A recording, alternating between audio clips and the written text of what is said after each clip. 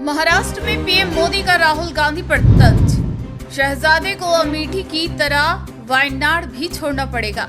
PM Narendra Modi ने आज महाराष्ट्र के नांदेड़ में जनसभा को संबोधित किया। इस दौरान उन्होंने कांग्रेस और राहुल गांधी को आड़े हाथों लिया। पीएम नरेंद्र मोदी लोकसभा चुनाव 2024 के मद्देनजर आज महाराष्ट्र और कर्नाटक के दौरे पर है। इसी क्रम में वे सबसे पहले महाराष्ट्र के नांदेड़ में प्रत्याशियों के समर्थन में सभा करने पहुंचे। पीएम मोदी ने इस दौरान कांग्रेस और इंडिया गठबंधन पर जमकर निशाना साधा। पीएम ने कहा कि कल पहले चरण का मतदान संपन्न हुआ। मैं उन सभी लोगों को बधाई देता हूं और आभार व्यक्त करता हूं। उन्होंने अपना वोट डाला और विशेष रूप से पहली बार मतदान करने वालों को मतदान खत्म होने के बाद हमारी पार्टी ने बूथ स्तर पर डेटा निकाला है। छत्रपति शिवाजी महाराज की, श्री संत सेवालाल महाराज की, हर हर महादेव। सर्वल्ला राम राम। नांदेड आणि हिंगोलीकरांना माझा नमस्कार।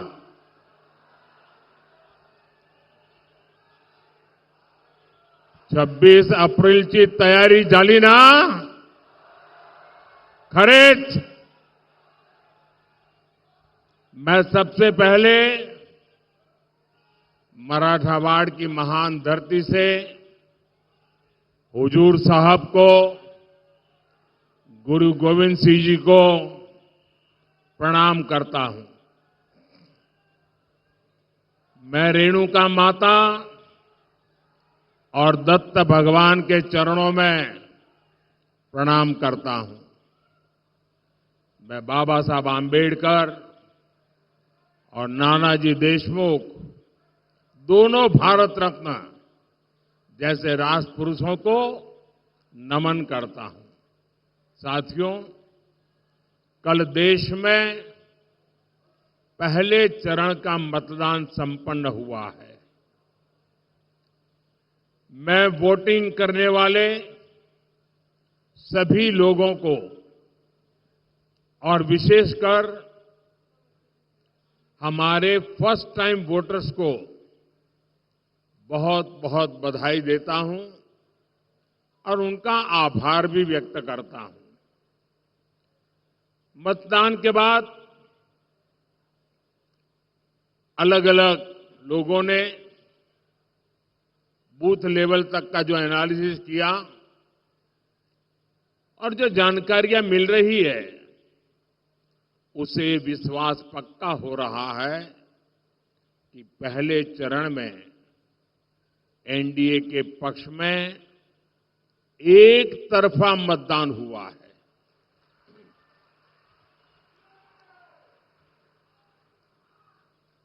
लेकिन मैं देशवासियों से आग्रह करूंगा, एनडीए की जीत आप पक्की कर रहे हैं, मैं सर झुकाकर आपका आभार व्यक्त करता हूं। लेकिन जो लोग मतदान नहीं कर रहे पहले चरण में, लोकतंत्र की ये सबसे बड़ी ताकत होता है। आप किसी को भी वोट दें, लेकिन वोट जरूर दें। हमें वोट में कभी भी उदासीनता नहीं करनी चाहिए। और ये बात सही है, गर्मी बहुत है, दिक्कतें भी हैं, शादियां भी हैं, कुछ इलाके हैं जहां किसान भी काम में हैं। फिर भी जब हम देश के जवान की तरफ देखते हैं, कोई भी मौसम हो, सीमा पर कितनी ठंड हो, बर्फ गिरती हो, कितना ही गर्मी हो, वो डटा रहता है। क्यों? देश के लिए। मैं मानता हूं मतदाताओं के मन में भी ये भाव होना चाहिए कि मैं मतदान किसी पर उपकार नहीं करता हूं। मैं मतदान करके मेरे देश का भविष्य पक्का करता हूं। मेरे देश के भविष्य को सुनिश्चित करने के लिए मतदान करता हूं। और इसलिए एनडीए के भव्य विजय की पहले चरण में साफ साफ आपका सहयोग के बावजूद भी लोकतंत्र के लिए मैं फिर आग्रह करूंगा कि भारी मतदान होना चाहिए। और मैं राजनीतिक क्षेत्र के सभी दल के कार्यकर्ताओं को कहूंगा, भले आपको लगता हो आज कि भाई अब चुनाव हारने वाले क्यों मेहनत करें, मैं उनको भी कहता हूं, लोकतंत्र के लिए मेहनत कीजिए। अरे आज नहीं तो कल, कल नहीं तो परसों, परसों नहीं तो नरसों, अरे कभी तो मौका आएगा। ऐसे निराश हो गए क्या बैठ गए हो?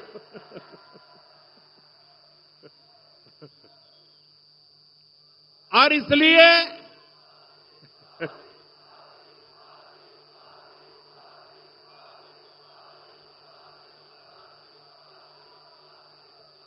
इसलिए जिनकी हार सुनिश्चित है उनके कार्यकर्ताओं को भी मैं हौसला बुलंद करते हुए कहना चाहता हूं कि आप मतदाताओं को जरूर मतदान करने के लिए प्रेरित कीजिए, क्योंकि दुनिया के लोगों को, दुनिया में वोटिंग परसेंटेज बहुत कम होता है। भारत में जब इतना सारा वोटिंग परसेंटेज होता है, उसका विश्व पे प्रभाव होता है। भारत की लोकतंत्र की ताकत का एक मजबूत उदाहरण बनता है। दुनिया को भी भारत को समझने के लिए अधिकतम वोटिंग बहुत जरूरी होता है। और आने वाले 25 साल तो विश्व में भारत के महात्म्य के वर्ष है। और इसलिए अधिक मतदान हमारी लोकतांत्रिक ताकत का परिचय देता है। साथियों, वोटर भी देख रहे हैं कि कैसे इंडी अलायंस के लोग अपने स्वार्थ में, अपने भ्रष्टाचार को बचाने के लिए एक साथ आए हैं। और इसलिए खबरें यही है कि पहले चरण में वोटर्स ने इंडी अलायंस को पूरी तरह नकार दिया है, क्योंकि मतदाता जब मतदान करने जाता है सोचता है भाई ये इंडी अलायंस वालों आखिर देश किसके हाथ में सौंपना है, कोई तो चेहरा बताओ। इतना बड़ा देश हम किसको सुपुर्द करें, कुछ तो बताओ। वो बता ही नहीं पा रहे हैं।